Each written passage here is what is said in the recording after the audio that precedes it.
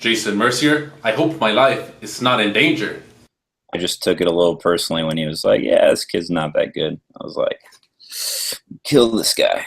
In this video, I will be explaining in close detail the problematic consequences that arise from Jason Mercier by his bad reg expressing his opinion, presenting data of all my games played at 5 point or higher on the app, and providing video proof of all my past games. Jason's opinion is generated by all the information he has received, and as he receives new information, his opinion can potentially change. If you were to ask him about his opinion on whether I was cheating or not when I played the first hand versus Natasha on the app, it is very likely he would have had a neutral stance.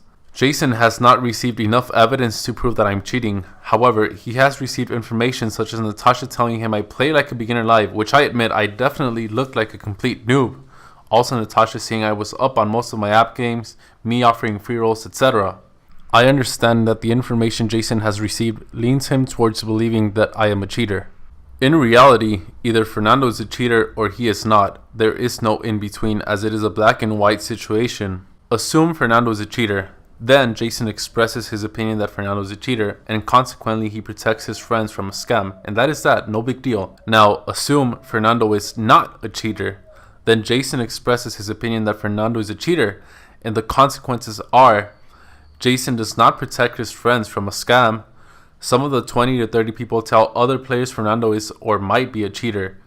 Tarnishes the reputation of Fernando via Jason's influential voice and false opinion. Players do not want to play Fernando. Players who owe Fernando on the app are found in a tough spot since he is rumored to be a cheater. Jaclynn gets accused publicly of cheating via association with Fernando and encounters the same problems as him. Lastly, players who have lost to Fernando or Jaclynn feel cheated, and some of them ask for their money back.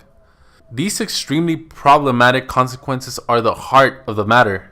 Jason's behavior is completely fine. He is just trying to protect his friends. The main focus should be to analyze all the information possible in order to figure out whether I am cheating or not. Proving a positive claim, such as Fernando being a cheater, can be done with one piece of solid evidence. For example, evidence that demonstrates that he hacked the app. Even a combination of indirect evidence can show that it is extremely likely that Fernando is a cheater, such as Fernando not losing to anyone on the app and then playing a completely different negative EV strategy live.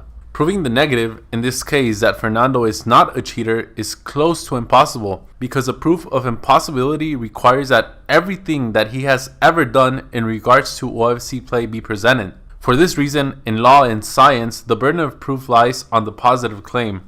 Although I don't know how I can prove 100% that I am not cheating. By the way, if anyone out there knows how, please let me know so I can do that and end this matter. I am trying to show all the information that I have to demonstrate that Jason's opinion is not objective and biasly founded. The orange numbers represent the points lost or won versus that player lifetime, and the green numbers represent the total number of hands played. There are 4 players that I lost to, although one was only a loss of 7 points after 5,088 hands. Christoph beat me for a total of 1,635 points in 5,369 hands, but the first 4 games were progressive pineapple played as regular pineapple on the app, and then we played the fantasy lands live at the PCA, where I lost even more points. Christoph is considered one of the best in the world amongst the OFC community. All other games were regular pineapple. John Turner beat me for 764 over 3,339 hands, and finally Shakant beat me for 317 over 1,808 hands. In low in the middle pineapple, Robert Miss Rocky crushed me for 1,938 points after 8,358 hands. Robert invented low in the middle, and he is undoubtedly one of the best in the world in that format, if not the best. Over a total of 35,302 hands played in regular pineapple, I am up 3,109 points for an average edge of 0.088 per hand. Over 14,921 hands played in low in the middle, I am up 895 points for an average edge of 0.06 per hand. Here are all the games that I played on the app. The first player I played at $5 a point or higher was Jose Montes. As you can see, there are so many games with 0 points because initially I was asking a bunch of random players who I found amongst the top hands on the app if they wanted to play 50 cents a point races to 100. Then I later lowered it to 50 points to diminish the chance of getting free rolled. Here is an interesting story where I asked Christoph Holler if he will play me a 50 cent match and he rejects my request. I went on to meet Christoph at the PCA. During and after the PCA, we played often, and he is a player who I lost the most to.